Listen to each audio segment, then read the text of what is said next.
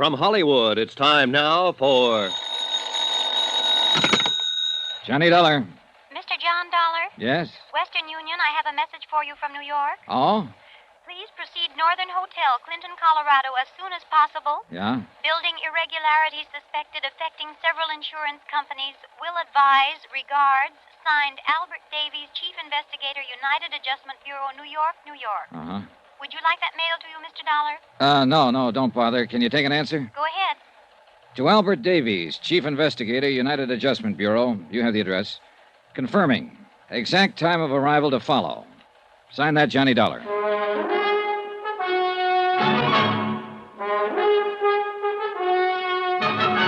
Tonight and every weekday night, Bob Bailey in the transcribed adventures of the man with the action-packed expense account, America's fabulous freelance insurance investigator. Yours truly, Johnny Dollar.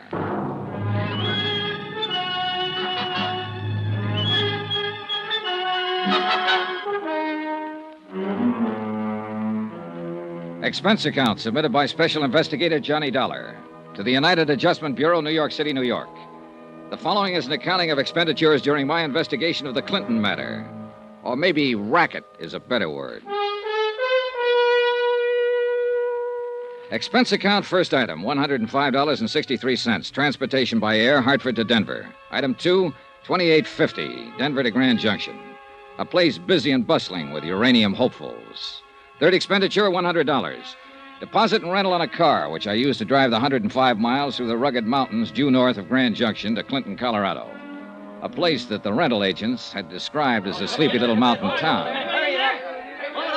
When I got there, everybody was running in the direction of what was very shortly not going to be the new school building.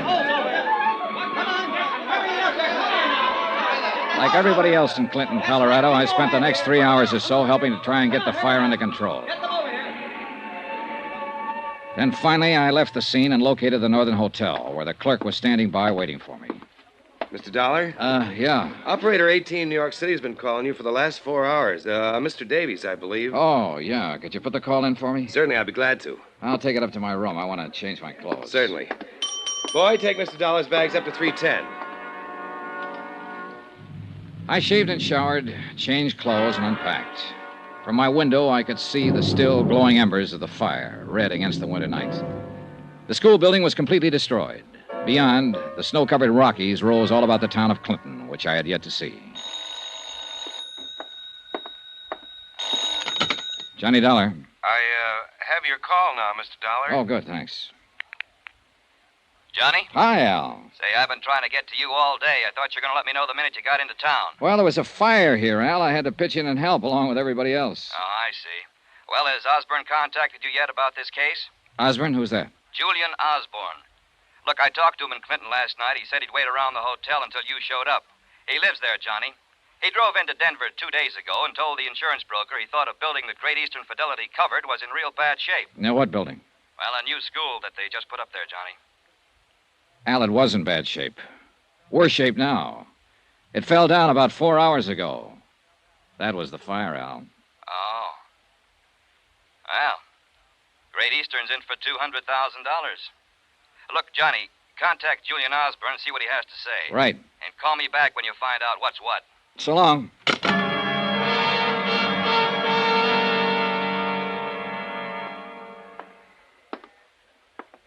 Yes, Mr. Dollar, may I help you? Yeah. Do you have a city directory here in Clinton? We aren't that small. Here it is, right here. Good. After all, we have 14,263 people. Okay, thanks. I know most of them, Mr. Dollar. Who do you want to get in touch with? A man named Julian Osborne. Julian Osborne? Yeah. Know him? I didn't know him, but it came over the radio a little while ago. They found his body in the fire. He burned to death.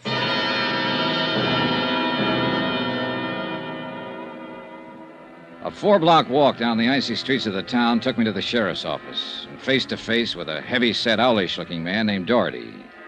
Sheriff Paul Doherty. He smiled professionally until I got around to inquiring about Julian Osborne. Oh. Well, you his family? No. I made the trip here to Clinton to see him especially, though.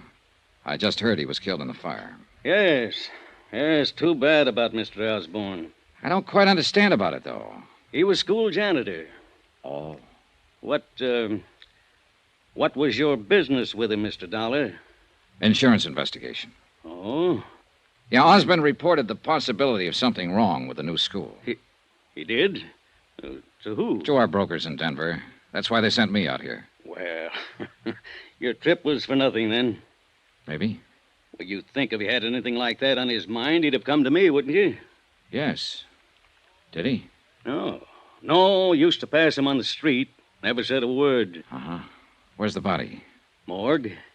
I wouldn't go over there, son. I want to contact some of his family, his friends. Well, that might be hard to do.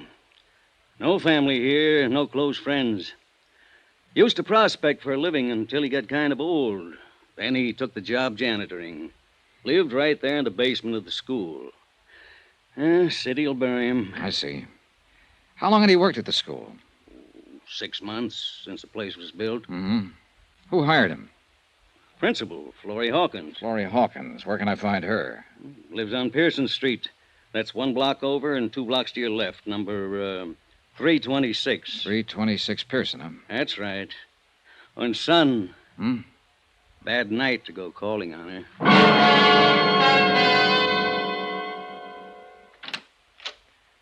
I'd like to see Mrs. Hawkins, please. I'm Miss Hawkins. Well, I'm an insurance investigator. My name's Johnny Dollar. Insurance? Yes. Why do you want to talk to me? Well, I'll be frank with you, Miss Hawkins. I came to Clinton to talk to Julian Osborne. Oh, You heard he died in the fire. yes, I heard. It's tragic. I'm so thankful school wasn't in session today. Come in. Thank you.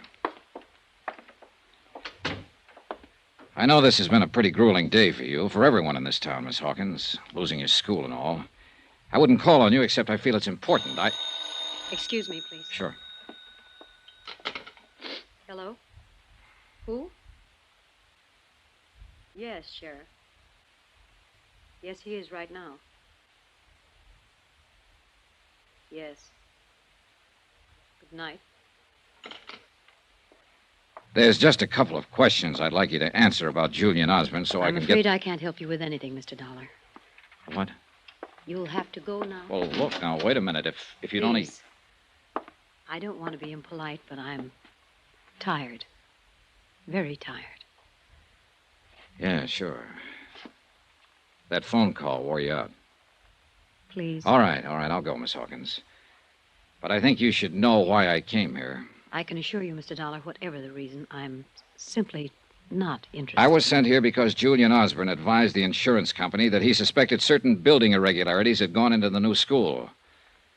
Miss Hawkins, did Mr. Osborne ever mention anything like this to you? No. Now, will you Do you have please... an idea to whom he might have confided such information here in Clinton? No. I rather think he was imagining things. You noticed nothing irregular yourself? No, of course not. Mm-hmm. Would that call you just had from Sheriff Doherty cause you not to notice anything? Is that all? I'm dreadfully tired. Thanks for your time. Oh, Miss Hawkins, Yes? if Sheriff Doherty calls again, tell him I'm at the Northern Hotel. Northern Hotel. Good night, Mr. Dollar. Expense account item 4, $10.80. 1 long-distance call to New York. I got Al Davies out of bed and told him the fate of Julian Osborne. Davies requested me to stay on in Clinton to see the matter through. About 11 o'clock that night, I walked over to the site where the new school had once stood. A few firemen and policemen were still around, searching the ashes by the light of lanterns and spotlights. One of them told me the cause of the fire had not yet been determined. I started back to my hotel. Turning a corner by an alley, 2 men in dark clothes were holding a third man in a sheepskin. A fourth man was giving him the works. Hey, just a minute here. Come on, let's get out of here, boy. There, easy now. You need some help, mister. Everybody needs help. Let me tell you who I am before you help me. Maybe you won't want to. Easy, just take it easy now. I'm David Baines. You're from out of town, aren't you? Yes. I thought so. I architected that school that isn't anymore. Well, don't you understand, Samaritan? Don't you see? That group of citizens who were working me over just now have kids. The kids could have been in there when the fire broke out. You're easy, I'm afraid. I'm afraid they feel I don't design especially good buildings. I took David Baines over to my hotel room, still half unconscious from the beating. I sent the bellboy out for bandages, iodine, and something to take off the chill. While I was patching him up, I was thinking how he'd stood there and taken that beating. Stood there in sight of half a dozen policemen and firemen and let them do that to him. Yeah, try a little more. Thanks. Who are you? Johnny Dollar, insurance investigator. I came here about the school. I see. Do you want to beat me up, too? Company you're working for will be liable. Want some more of this? What'd you say your name is? Dollar. Johnny Dollar. Mr. Dollar, I'm in a curious position. I designed the school. I planned every feature of it. But I had nothing to do with the building. You don't believe me? I wish you'd explain that. A week before they broke ground, a very important thing happened to me, Mr. Dollar. I went to Europe. I couldn't pass it up. It was a chance to study for another year under some men I'd admired all my life. Consider it a scholarship, Mr. Baines. That's what he said. Who said? The man who paid my way to Europe. His name was Roy Vickery. So I went to Europe, and I studied. I came back, and my building was all built. Now it's burnt down. I'm a local boy who's made bad. Very bad. Who's Roy Vickery? The contractor who built it. I better talk to him. Yes, talk to him by all means. You represent a rich and powerful company, Mr. Dollar. But in Clinton, you're wasting your time. You'll learn no facts, no information, nothing helpful from anyone here. Particularly Roy Vickery. You're in a tight, hot, mean little burg, Mr. Dollar. All right, let's have it. Was that building fired on purpose? I just told you. You won't find out anything in this town.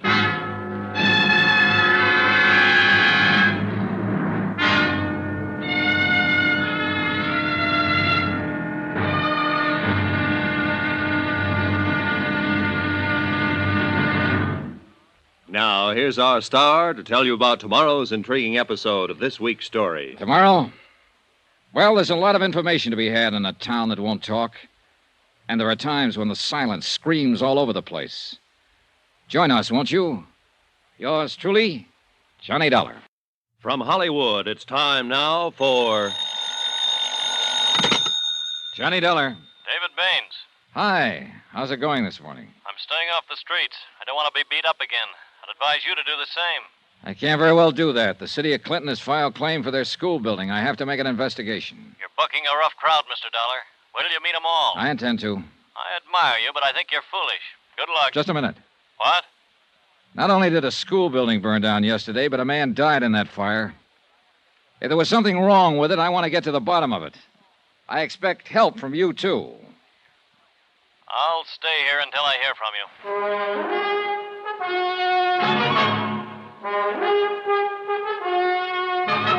Tonight and every weekday night, Bob Bailey in the transcribed adventures of the man with the action-packed expense account, America's fabulous freelance insurance investigator. Yours truly, Johnny Dollar.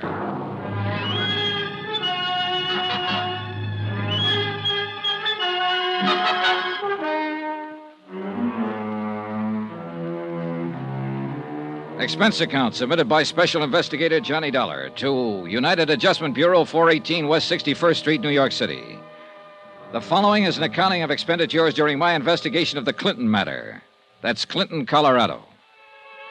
Expense account item 5, 80 cents, telegram to Dodd and Company, Denver insurance brokers, who would handle the policies covering the new school building in Clinton. I requested them to forward copies of the policies. Item 6, 10 cents, one copy of the Clinton Times and the full story on the fire. It was believed by Fire Chief Hanley that the fire had started because of overheated boilers in the heating system. Dollar, is it? Yeah, that's right. I'm an insurance investigator. Yep. Well, what can I do for you? Tell me about the fire yesterday. You sound like you're carrying a chip on your shoulder, Mr. Dollar. We had word that building irregularities were suspected in that school, Chief. The word came from the janitor, Julian Osborne.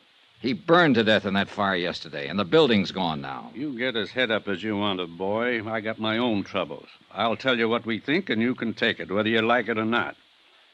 We think old Julian Osborne might have passed out, got drunk, or had a heart attack in that building. We think something like that happened, and the boilers kept right on going and built up the pressure. We think the boilers exploded, the fire started, and that was that. And why do you think the whole place went down? Because it spread so fast. Why did it spread? I didn't build the building. I just took care of the fire. You're going to have to change your attitude around here if you want anybody to cooperate with you. All right, then tell me this. Why, on a day when school wasn't in session, would those boilers be fired up at all? I don't know. Chief, last night I talked to Sheriff Doherty, trying to get information about Julian Osborne. He didn't know anything either. I also talked to Florrie Hawkins, the school principal. She didn't know. Now you don't know anything. Who does? I've done my job, boy. I've determined cause. You've also given me a chance to look at you, which was about the only reason I came here. I'll get information elsewhere, Chief. There's some people in this town who want to talk and tell me things. You and your sheriff and whoever else is involved can't keep every mouth in this town shut. And I'll tell you like I told Miss Hawkins. I'm at the Northern Hotel, in case you remember anything. I can't hear you, boy. Not one word.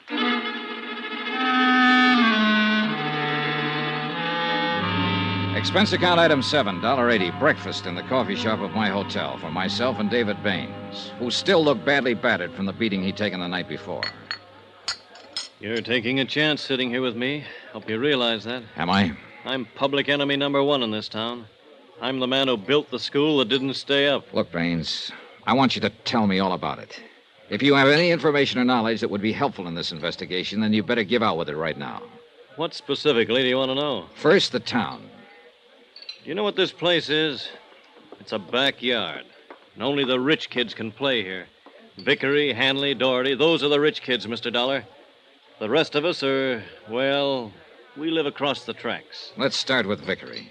He's a builder. Not only here, all over these mountains. Grand Junction, Rifle Mesa, all over.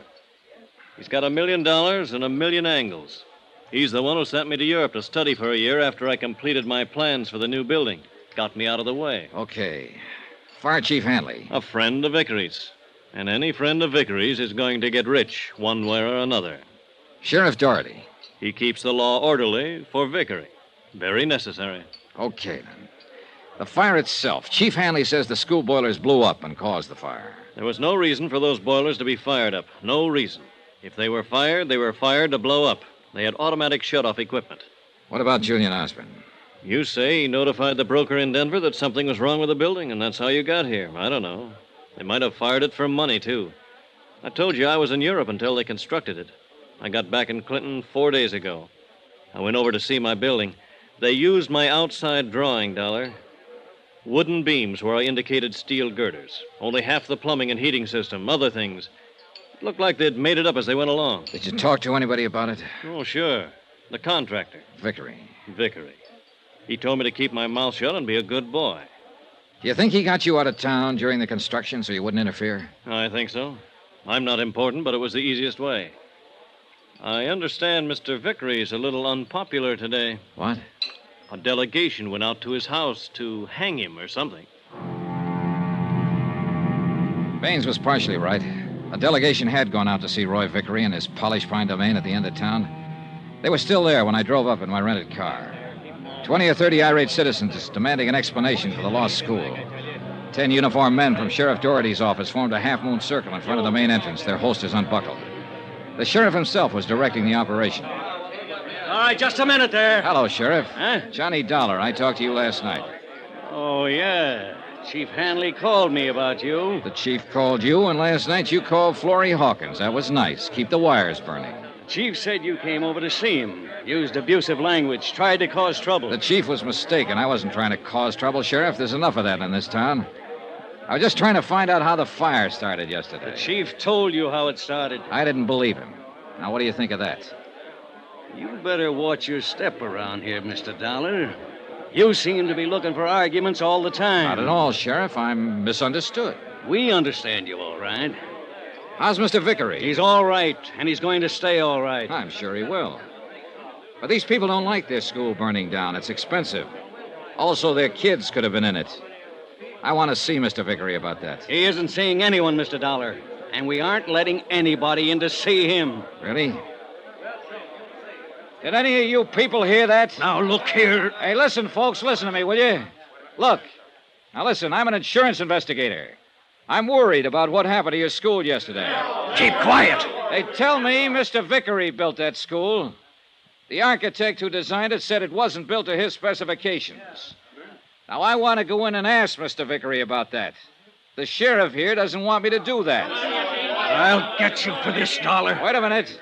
The sheriff just said I'll get you for this. All right, hold it. Hold it, please. Please. Now, listen to me. Listen. I'll put it to the sheriff again so you can all hear. Sheriff, I want to go in and see Mr. Vickery on business. Well? Go ahead. Thank you.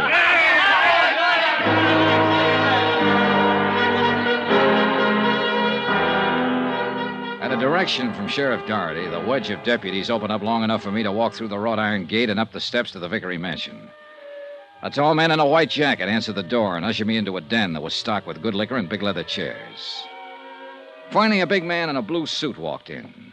He had lots of good teeth, and there wasn't an ounce of fat on his 230 pounds. I'm Roy Vickery. It was quite an act with Sheriff Doherty just now. I watched you from upstairs. That's a good, safe place to watch from, Mr. Vickery. Now that you're in, what can I do for you? Tell me everything you can about that school building. Mm-hmm. Has the city of Clinton made a claim yet? Yes, $200,000, building and contents. You got in town pretty fast. We heard there might be something wrong with that building before the fire. Apparently there was. Now, who told you a thing like that? Julian Osborne. He's dead now, you know. Oh? Well, 2 boilers explode, and there's something wrong with the building. Is that the way you people figure? Yeah. Well, so do we, and we couldn't find anything wrong. Who's we? Officially, we're the Civic Construction Department. We just had a meeting. We thought we ought to. Yeah. I figure those people hanging around outside should be worrying. Well, they don't worry me, and you don't worry me. A drunken janitor goes to sleep and lets the boilers kick up, and the joint blows apart and burns down. That's what we decided in the meeting. It was a terrible accident. We'll have to use an old garage or something for a school, but then we'll get around to building another school with the insurance money we have coming. And that's that? That's that. Mr. Vickery, I'd like a copy of the specifications that went into that building. Sure, anything at all. There you are. Okay? That'll do for now. Good. Now, you can get out of my house, Dollar. You smell smoky. There were 50 pages of specifications on the building materials used in the construction of that school. They looked all right. They also looked as though they could have been forgeries. Expense account item 8, $6. 1 bottle of whiskey for David Baines and myself in my hotel room. Baines went over the specifications page by page. Okay, what do you think? These are my specifications, more or less. This is what's on paper that went into the building. How about what actually went into it? Well, the little I saw, they cut corners everywhere. The outside was just a shell of this stuff. You sure? These are my notes. I can remember this much. Can you remember it in front of a notary? I want a sworn statement. I don't know. You what? Well, don't look at me that way. You can get my statement and possibly a half a dozen other statements. On paper, you'd have a case. Then what would you do? Go to the district attorney? We haven't got a district attorney. We got a county attorney who's elected for a 4-year term. All right, I'll go to him. Vickery? Then I'll go to somebody else, the insurance commission. You try to go any farther, they'll kill you, Dollar. Well, let me worry about that. Now, will you make a statement? Sorry. That'd kill me, too.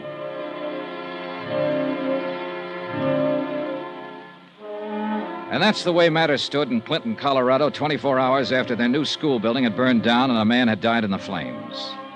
Everyone seemed to know it was all wrong, but no one was willing to do anything about it. Johnny Dollar. Hello, Dollar. Roy Vickery. Well, You go over those specifications? yes, I did. Very thoroughly. Well, I think they're fakes, Mr. Vickery. I didn't ask you your opinion, Dollar. But you've got it. Well, I'm sure you're entitled to it. When are you leaving town? Not for a while. I was kind of hoping you'd be leaving like in about an hour.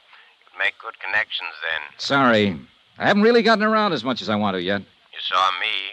I can tell you anything. Oh, I'll get around to you again. Get out of town, Dollar. Now. Vickery, there are times when I don't hear good.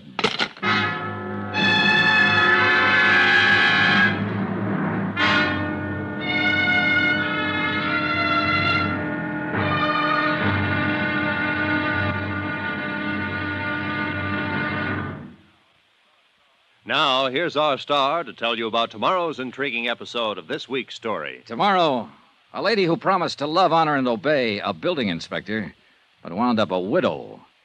Join us, won't you? Yours truly, Johnny Dollar. From Hollywood, it's time now for Johnny Dollar. This is Florrie Hawkins, Mr. Dollar. Oh, yes. You were the principal of the school. I'd like to talk to you if I could. All right. Would you care to meet me for a cocktail? There's a place called the Trader's Inn not far out of town. I could be there in an hour. All right. Miss Hawkins, Yes, Mr. Dollar. what changed your mind about talking to me? Well, I've heard how you've gone about this. I mean, you forced Sheriff Doherty to let you in to see Roy Vickery. You defied Chief Hanley, and, well, you don't seem frightened of any of them. Also, I suppose I'm a little sick of everything I've seen around here. Okay. I'll see you in an hour. I'll be there.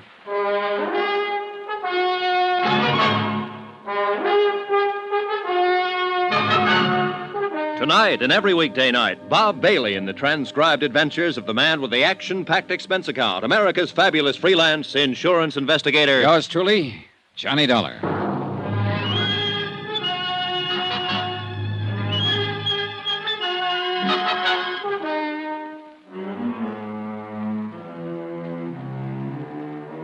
Expense account submitted by Special Investigator Johnny Dollar to the United Adjustment Bureau, 418 West 61st Street, New York City. The following is an accounting of expenditures during my investigation of the racket in Clinton, Colorado.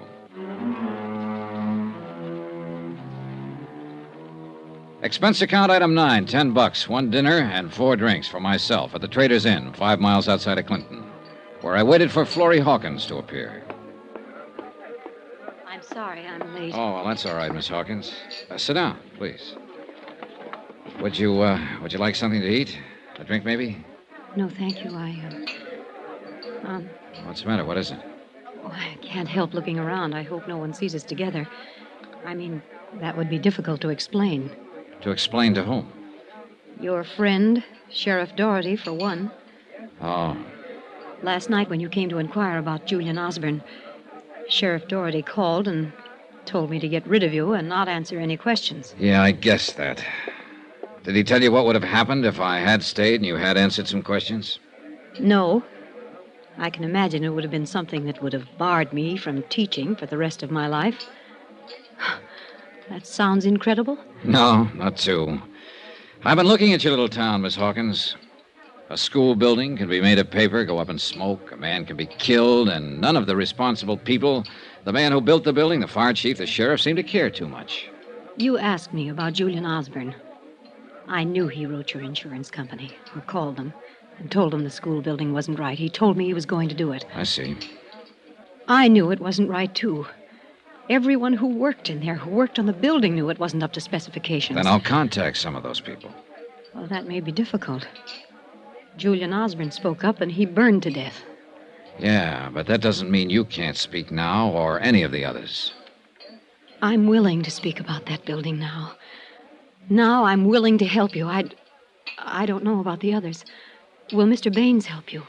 Well, he's frightened of going up against Vickery and the others. But I think I can talk him into it. That would be 2 of us. Yeah, that's right. 2 people speaking out. And then there'd be others. Once it gets rolling, it won't stop. Unless I've missed my guess about the townspeople of Clinton. You seem to know a lot about people, Mr. Dollar. how to say what will stimulate them at the right time or make them speak out. I have to confess you did that to me. You looked hurt and bewildered last night when I insisted you leave me alone. I realize, very deeply, I realize there could have been 1,400 pupils in that school when the fire broke out. I didn't sleep last night thinking of it. Yeah, I guess that was the only good feature of it. No children died. But as you say, Miss Hawkins, it could have happened the other way. Now, look, besides yourself and possibly Mr. Baines, can you think of anyone else who might be able to supply information about the construction of the school? I don't know. Let me think. Somebody who'd have evidence in hand, possibly. Wait. Yes, I can think of someone. Who? The building inspector, the one who approved the building. Oh, well, that doesn't seem likely. If he passed that building, he must have been in with them. What's his name? His name is Richard Hobb. Oh, I've known him for years. Oh, he is in with them in a way, but I know he'd get out of it if he could. He was a very decent man when I knew him well. I think he's still decent. Richard Hobb. All right, who else? Well, that's all I can think of. Well, that's a start. Well, what will you do? I'll ask you to take a plane to Denver, register at the Cosmopolitan Hotel, and wait until you hear from me. What? I'll want a statement from you before you go, but I want you to be safe. I'll get around to Hobb and Baines. All I want are sworn statements to the effect that Vickery built a bad school, that he violated insurance specifications. That'll start it rolling. Oh, when do you want the statement? Tonight, right here. All right. Let's get busy.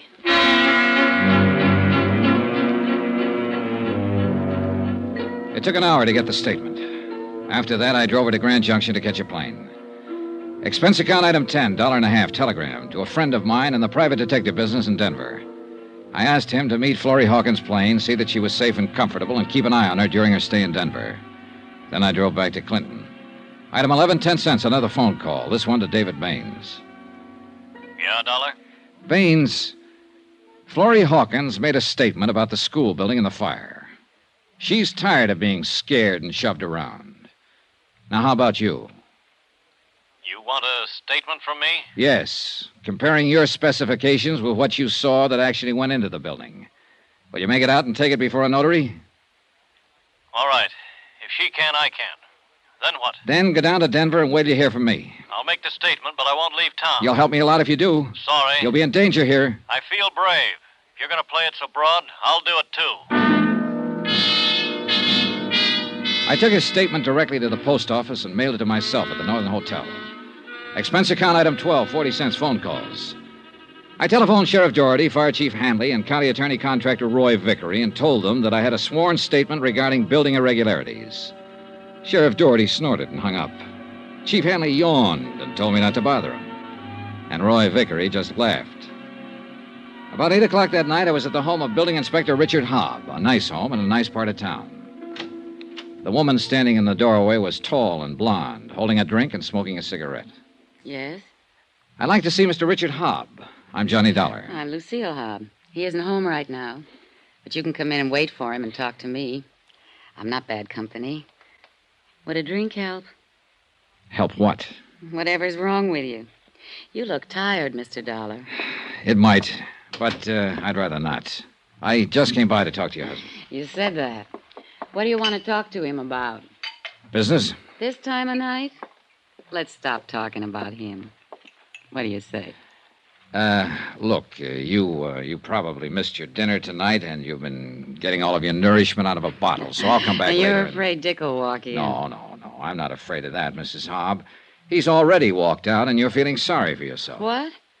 Well, a man, if he lives in a place, has an ashtray or a picture or yesterday's sports section lying around the front room. I don't see anything like that in this room. If I walked over to that closet 10 to 1, I wouldn't find any of his clothes. And if I tried the drawers, I'll lay odds there wouldn't be a shirt around either. When did he leave? You're crazy. When did he leave? Yesterday. After the fire? During the fire. Where did he go? I don't know. Did he go alone? I don't know. Did Vickery tell him to get out of town? No. I'll ask that again. Did Vickery tell your husband to get out of town? I don't know. You said no the first time I asked. Vickery a pal of your husband's? Well, they know each other, naturally. Look, Mrs. Hobb, I don't know how much you've had to drink, but if I'm reading your eyes right, you're scared. You're scared about what's happened here and what could happen here. And you know your husband's involved. Mrs. Hobb, I want your husband to help me. If he helps me, I can help this town get rid of people like Vickery and Doherty and Hanley. If you see him, if he contacts you, tell him that. Tell him I won't let anything happen to him. Tell him I have statements from 2 people already, and they're being protected. I'll protect your husband. You got all that? I don't know what you're talking about. Good night, Mrs. Hobb. I left her standing in the middle of the living room, drink in hand, staring vacantly at I don't know what. Outside in the crisp mountain air, I took stock of the situation. Richard Hobb, building inspector, who had passed the school building, would be the most important witness I could find to make a statement. The others, from Florrie Hawkins and David Baines, would help. But Hobbs' information would be essential to an investigation. I was just clinging to my rented car when a sleek, dark limousine pulled up, and Roy Vickery leaned out the window. Come here. Why not? Pretty cold weather to be out so late at night. Yeah, but then I've got a lot to do. You've been in to see Mr. Hobb? Yeah? How's Richard these days? I wouldn't know. I only spoke to Mrs. Hobb. I see. Lovely girl, isn't she? Well, she's a little sad right now. Her husband's missing. He left town during the fire yesterday. Do tell. Yeah, I have a feeling he might have been ordered out of town. Sooner or later, people will be asking the building inspector embarrassing questions about their school. Uh-huh. Were you going to ask him some embarrassing questions, that is? Yeah, sure I was. I was going to ask him why he passed it. I was going to ask him how much he was paid to pass it. I was going to ask who paid him to pass it. And then I was going to ask him to make a statement. I figured you might have had something like that in mind. Well, it's been nice talking to you, Mr. Vickery. I hope I see you real soon. In jail. Hey, Dollar. What? I know you're trying to earn your money and you're working very hard. But I'd stop it if I were you. I admire a man like you, someone who calls a spade a spade. Or a liar a liar. Or a liar a liar. But, Dollar, it just won't do you any good here in Clinton, you see. Tell you what, you worry about your problems and I'll worry about mine. Have it your way.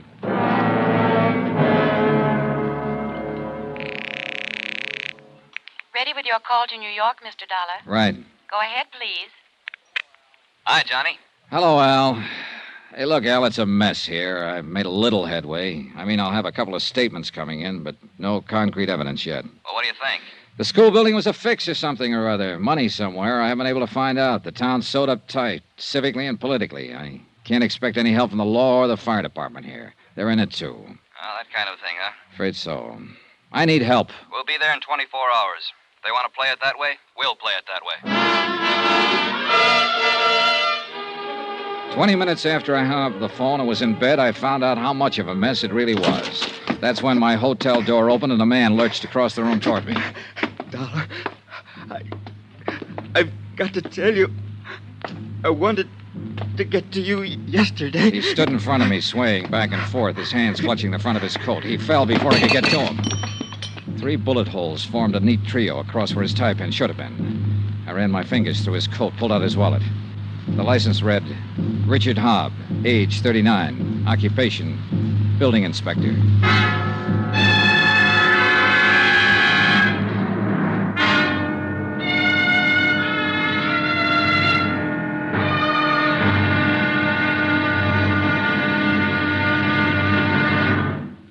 Now, here's our star to tell you about tomorrow's intriguing episode of this week's story. Tomorrow, the town of Clinton begins to fall apart, and it takes a lot of work to pick up the pieces. Join us, won't you? Yours truly, Johnny Dollar. From Hollywood, it's time now for... Johnny Dollar. Al Davis, Johnny, we're on our way. What? Yeah, we're in Grand Junction now. We ought to be in Clinton in 3 hours. Renting a couple of cars. I brought help. I can use it, Al. There's been a murder here. What? Last night, a building inspector named Richard Hobb staggered into my room, tried to tell me something, but died before he could get it out. He'd been shot 3 times. Now, look, you be careful. Don't do anything until we get there. That's an order. Yes, sir.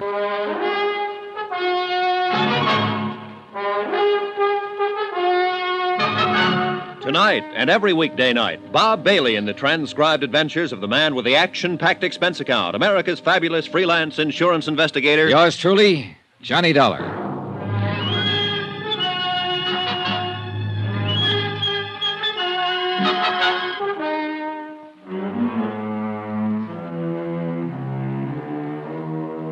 Expense account submitted by Special Investigator Johnny Dollar to the United Adjustment Bureau, 418 West 61st Street, New York City. The following is an accounting of expenditures during my investigation of the Clinton matter. Expense account item 13, 60 cents breakfast. I had it sent up to my room.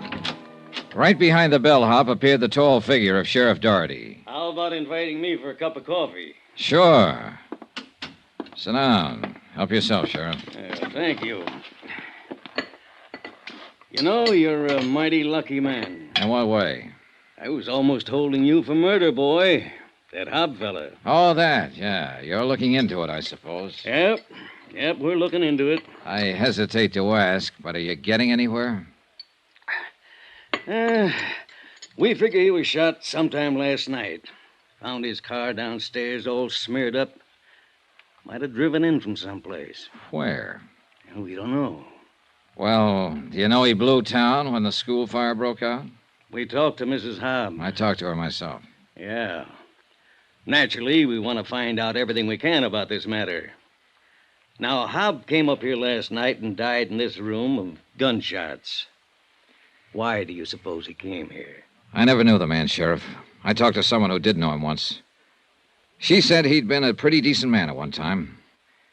If you and Chief Hanley and Vickery didn't tell him to leave town when that fire broke out, he might have told me himself.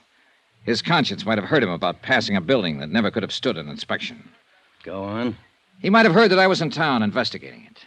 He might have gotten sick and tired of the cheap, rotten little schemes here in Clinton and come back to help me straighten it out. You don't think much of our town, do you? Not the way it is, Sheriff. And I don't think much of you. In that case, I'll just try to keep out of your way. Do that. You do the same, Dollar. Here.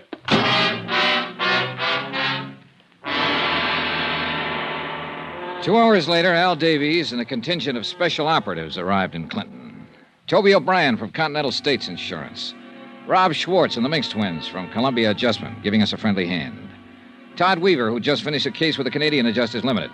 Lou Doniger and Thad Thomas from Chicago. A pretty imposing group of expert investigators. Well, Johnny, you look okay. Yeah, still in one piece. Hiya, Thad, Lou. Fine. You want to get the door, Toby? Oh, sit down there, Joe. Now, this isn't any vacation trip, boys. We're all going to have to roll up our sleeves. All right, Johnny, you want to break it down? Yeah, all right. Well, this is a big one, fellas. If you'll all sit, I'll bring you up to date. Yeah, sure. No, sit right there.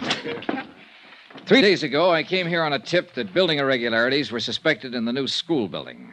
The man who tipped the insurance company was the janitor, name of Julian Osborne. I never talked to Osborne because he died in the fire that destroyed that building. I did talk to the man who designed the building. His name is David Baines.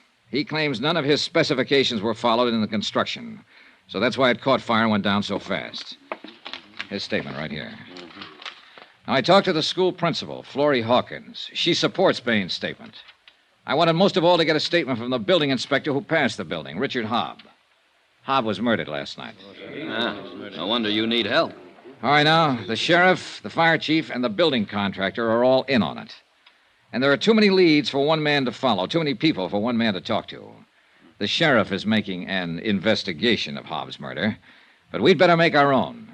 Now, you, Toby, and you, Thad, Hobb's your job. Find out everything about him, his bank account, his friends, his troubles, everything. Especially who killed him. His widow's Lucille Hobb. I met her last night. Leave it to him to find the woman. Okay, now. Rob? Yeah? Your man is the building contractor, Roy Vickery. He's big and tough and shrewd, and he talks softly. He owns and runs the whole show, if I'm guessing right. Now take Toby and run Vickery down. Bank accounts, purchase orders, what kind of money he spends, and so on. Jim and Al Minx? All right, you two, find out everything you can about Julian Osborne, the janitor who was burned to death. I want Lou Doniger to stick close to Fire Chief Hanley. Same thing. Everything and anything you can get on him. Al, you can handle Sheriff Doherty. The rest of you spread out. Start talking with anybody in town who might know anything. When you find one who's sick and tired of watching their town being run by a pack of hoodlums, send them up here to the room. We'll try to get statements from them making specific charges, Al. Yeah.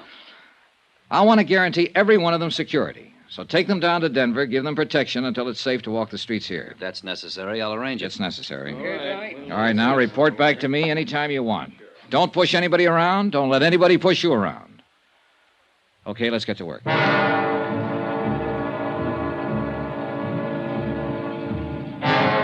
8 strange men moving through Clinton, Colorado, asking questions were as conspicuous as I wanted them to be. I knew everybody in the little town would be hearing about them and watching them. And sooner or later, I hoped that would pay off. An hour went by before I got any action. Johnny Dollar. You the fellow with the insurance company? Yeah, that's right. Who's this? Never mind. You're taking a lot of chances around here. We're going to take lots more. Do you have anything to say? Yeah. My name's Earl Kennedy. I'd like to talk to you. Name the place. You go down and stand in front of your hotel. I'll drive by and pick you up. I went down and stood in front of the Northern Hotel. 5 minutes passed. 10 minutes. And then a car drove up. 2 men in the front seat, 3 in the back. One of them leaned out.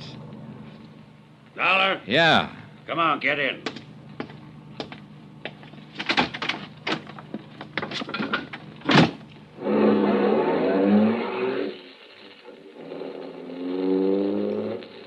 Better turn here, Earl. Head out toward Conifer. Yeah. Oh, I'm Earl Kennedy, construction foreman on the school. Hi. I thought you were going to be alone. Man next to you is Frank Gibson. I'm the city editor of the Clinton Times. Those 3 boys in the back are Chuck Borden, Pete Geiger, and John Newton. They all worked for me on the construction. Hi. We seen the guys you brought into town. Really? Some pretty heavy boys. You know, the town's a little edgy with all that's happened. The fire, the janitor getting burned, murder of Dick Hobb. None of which were caused by any of my investigators. How long are they going to be in town? As long as they have to be. We're going to get to the bottom of all this. How many did you bring in? 8. I'll bring in 80 if I have to. Aren't you talking kind of big? This is a big job. Yeah. This far enough? Turn in here.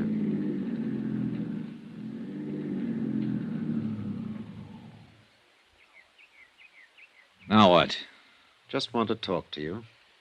Earl? Yeah. We're all willing to make statements, Dollar. I can charge Vickery with shortchanging the city on materials. These guys in the back seat will tell you the same thing. They came to me to ask my advice. I told them to talk to you, see what kind of man you were. I'll print anything that's the truth. Well, that'd help a lot, Mr. Ibsen. The paper's at your disposal, provided it's the truth. Fair enough. All of you be willing to testify? I am. Okay. Now, a couple of other things. First, about Richard Hobb. You tell him, Frank. Hobb had big ideas, and he played ball with Vickery and the rest of them. It also looks like he was murdered because he was going to try to make it right. Now, about Roy Vickery. He was born here in Clinton, brought up here. He's built about 1/3 of the structures in this town. Every one of them standing today. Every one except the school. Any angle on that? Your insurance, $200,000. Okay. Where can I get a copy of the actual purchase orders used in the building? From Vickery, but I don't think he'd let you have them, if you still got them. Well, he gave me specifications that look like forgeries. I want the real thing. I'll have to have the real thing. Well, let me look around. Now, when and where do we make the statements? Let's go over to my hotel room and do it right now. Better use the newspaper office. You're probably being watched by now, Mr. Dollar.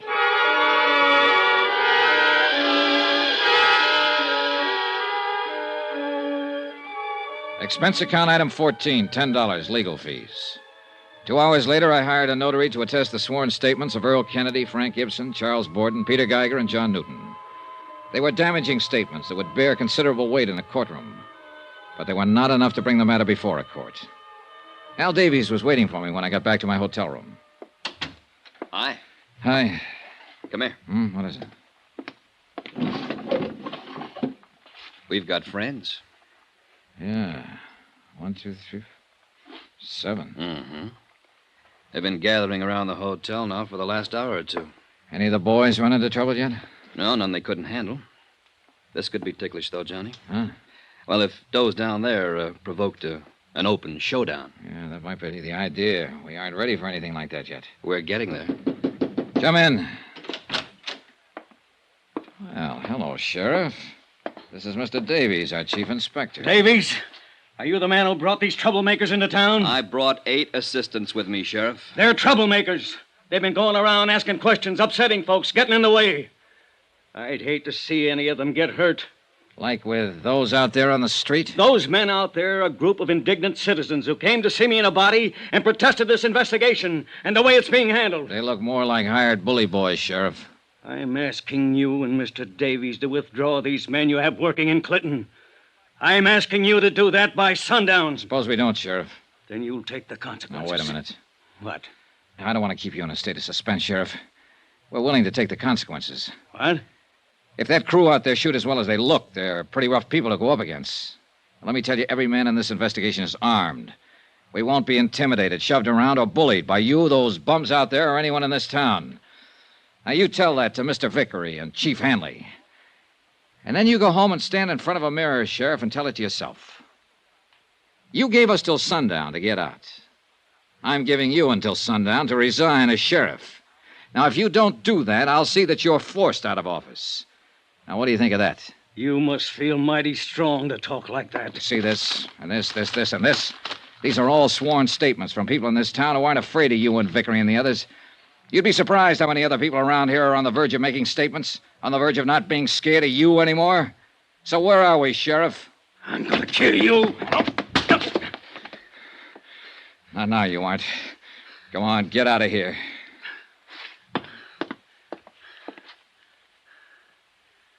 I'll kill you, Dollar.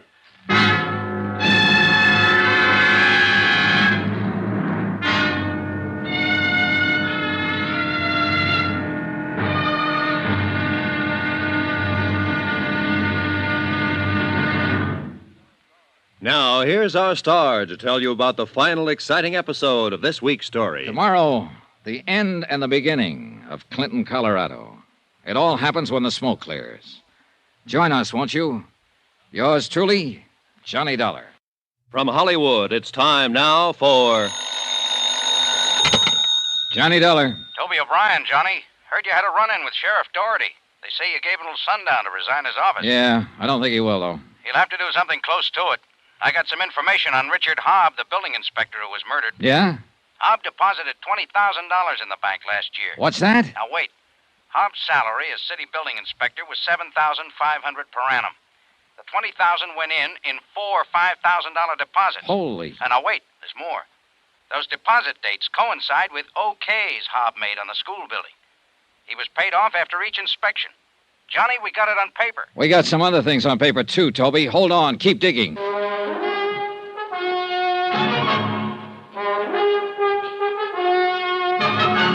Tonight and every weekday night, Bob Bailey in the transcribed adventures of the man with the action-packed expense account, America's fabulous freelance insurance investigator. Yours truly, Johnny Dollar.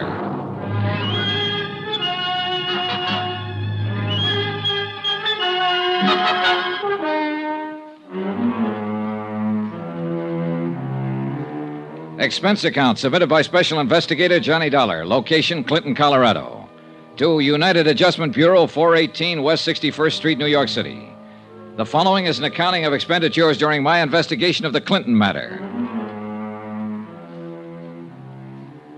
Expense account item 15, $45 for photostatic copies of deposit slips in the account of Richard Hobb, building inspector, lately murdered. Furnished by one of my operatives, Toby O'Brien. Here you are. Okay. I got a feeling this whole town's coming apart at the seams, Johnny. The sheriff threatened you openly. Everybody who's anybody around here is trying to cover up the school burning down and the way it was built. I think I can hurry up the process. You be careful. These people seem to play for keeps. They've got to realize we do, too. These photostats are the first real bit of presentable evidence that the building was constructed under fraudulent circumstances. Hey, take it easy. Now, you keep the originals. Mail them out to the office. The post office is still pretty honest. Yeah. Also, let it out that we have the information wherever you go. I want them to get worried and steamed up and start acting dumber than they already have been. Okay. Might scare Doherty and Hanley a little bit. That Vickery seems like a different proposition. I don't think he scares. I drove my rented car over to the home of his grieving widow. She answered the door with tears in both eyes and bourbon over the rocks in one hand. She wore a black dress, black and satin and tight, low cut. Not exactly Emily Post for mourning. But as I say, it was black. A black lace handkerchief waved in the air. Oh, Mr. Dollar, I'm glad you came by. I'm so unhappy and lost. Yeah, I can see that. May I come in? Why not? The sheriff hasn't done anything about Richard's murder. I wouldn't rely too heavily on Sheriff Doherty, Mrs. Hobb. I don't think he will do anything. No? Oh, don't look so surprised in your hour of bereavement, Mrs. Hobb. You know he won't do anything. I don't know anything of the kind. Why don't you sit down and let's talk? I want you to help me. Well, I'm not sure I can help you. I'm so broken up. Oh, now, if you're not careful, you might drown in those tears. What are you trying Relax, Mrs. Hobb. All right. So I can't really cry about Richard. I never have.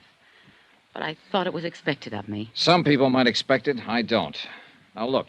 This setup creaks from top to bottom. Your late husband made $7,500 a year and deposited $20,000 in 6 months. Here.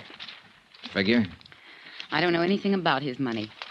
All I know is the bank told me he had only $300 left. What did he do with it? What do you think? He spent it on other women. Then why the tragic act? I'm not very good at it, am I? Not the best. And it's funny, Johnny, because I really mean it. Oh, I know how foolish I look in these clothes. I wanted to cry because, well, I really loved him once and he loved me, but we kicked it away because we both wanted more excitement than this town or his salary could give us. He was always out spending his money on other women, being a big shot. What about the money? He got it for falsifying the inspection papers, didn't he? Yes. Who gave it to him, Mrs. Hobb? I don't know. Probably Roy Vickery. Who do you think killed him? I don't know that either. What do you know? Johnny, he didn't leave insurance. And I have to live the best way I can. If I stay in this town, I have to keep friends.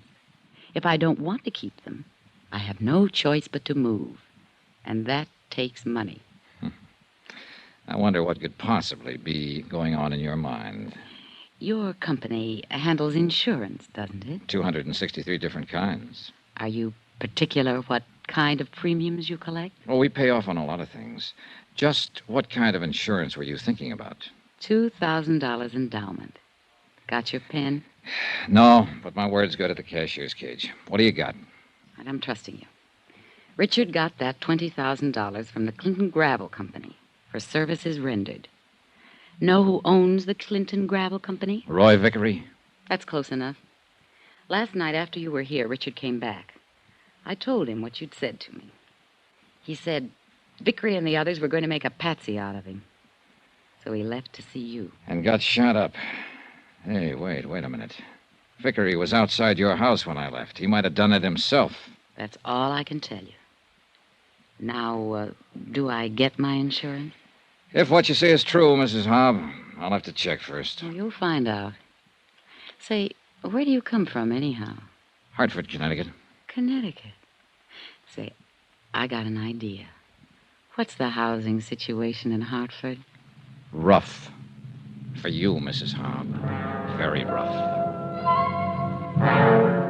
I finally tore myself away from the grieving widow and headed back for the hotel. On my way down the main street of Clinton, someone with a wrinkled coat and bourbon on his breath stepped out and stopped me. David Baines, the architect. Dollar. Well, hi. Yeah, I told you I was going to stick around and do something brave. Oh? I finally got up courage enough to do something decent. Decent for me, anyway.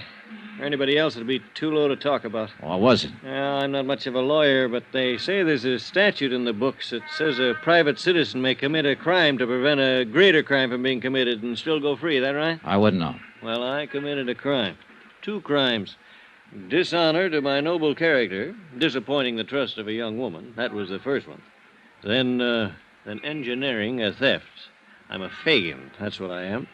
Under the guise of loving a young female secretary eternally, I have, well, here, the purchase orders from Roy Vickery's office. The actual purchase orders for the school. What? She stole them for me. For you. With my best regard. I looked at them. They were as advertised. Purchase orders complete down to the last 10-penny nail. Expense account item 16, 48 cents, postage. Not being a technical expert, I sent them down to Denver for perusal by the original brokers. 14 hours later, the verdict came back in a long telegram.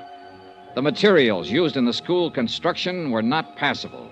The insurance company would never honor the claim of the city of Clinton. This text I turned over to Frank Ibsen, publisher of the Clinton Times. He promised it would be in the late afternoon edition. There were other developments. Toby O'Brien again. Yeah, Toby. We located 2 witnesses to the Hobbs shooting. Vickery put Hobb out of the way himself. Get their statements and get them on a train to Denver right away. Right. Then you better gather up the rest of the boys and come over here. Right.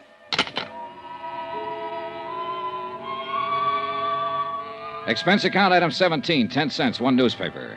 The afternoon edition of the Times, which carried a complete story of the insurance investigation up to date, naming Vickery as the perpetrator of the school fire and involving Sheriff Doherty and Chief Hanley.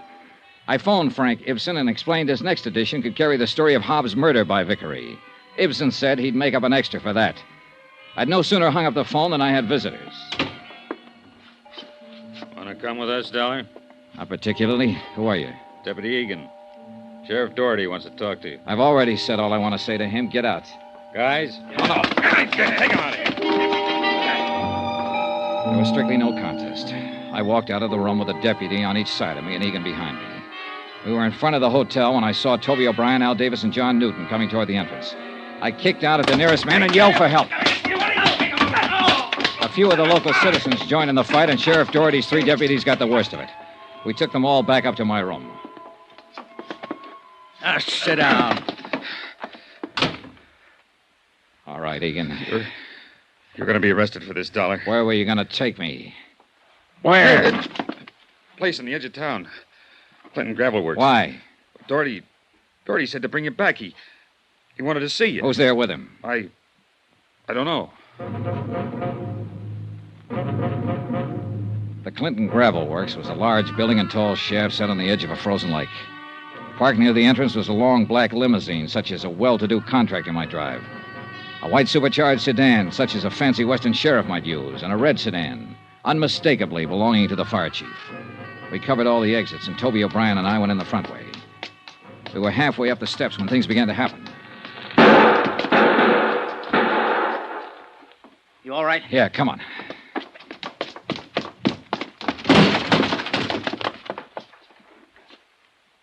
Wow.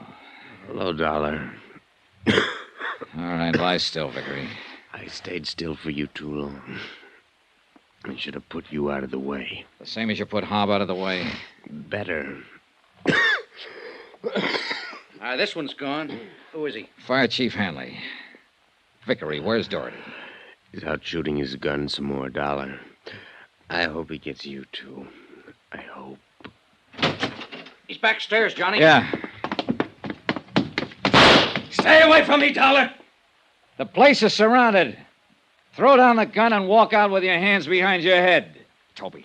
I'll go down the front way. Get the guys to step around through the shaft. Right. You coming out? Doherty, you coming out? No. Doherty. You ought to go over a place good before you think you got a man trapped, Dollar. You're trapped, Sheriff. The men are waiting I'm for up you. here with you, and you're the one I want. I told you I'd kill you. I've still got my gun in my hand. Vickery had his gun, and so did Hanley. Look at them. Yeah, you did pretty well. Made it look like they shot each other. And now it's your turn, Dollar. No! Get back!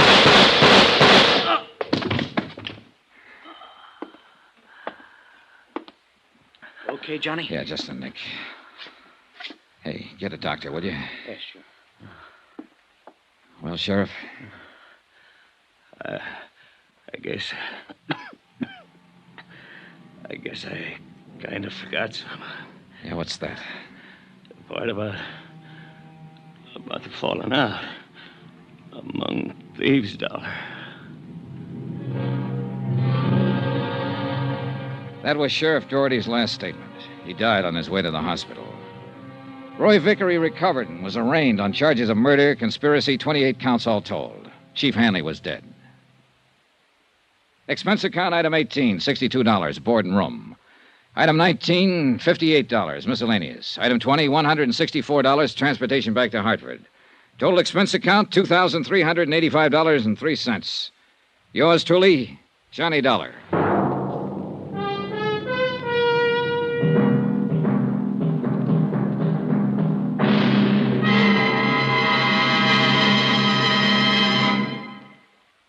Now, here's our star to tell you about next week's exciting story. Next week, the Jolly Roger fraud matter. And, that means piracy.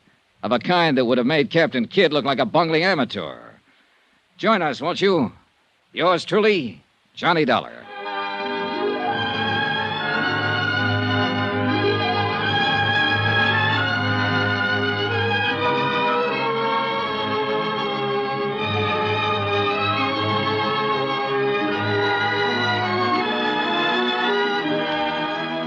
Yours truly, Johnny Dollar, starring Bob Bailey, is transcribed in Hollywood. Written by John Dawson, it is produced and directed by Jack Johnstone. Heard in this week's cast were Jeanette Nolan, Lucille Meredith, Carlton Young, Herb Ellis, Jack Petruzzi, Bob Bruce, Herb Butterfield, Paul Richards, Edgar Barrier, Russell Thorson, Jack Moyles, and Frank Gerstle. Musical supervision by Amerigo Marino. Be sure to join us on Monday night, same time and station, for another exciting story of yours truly, Johnny Dollar. Roy Rowan speaking.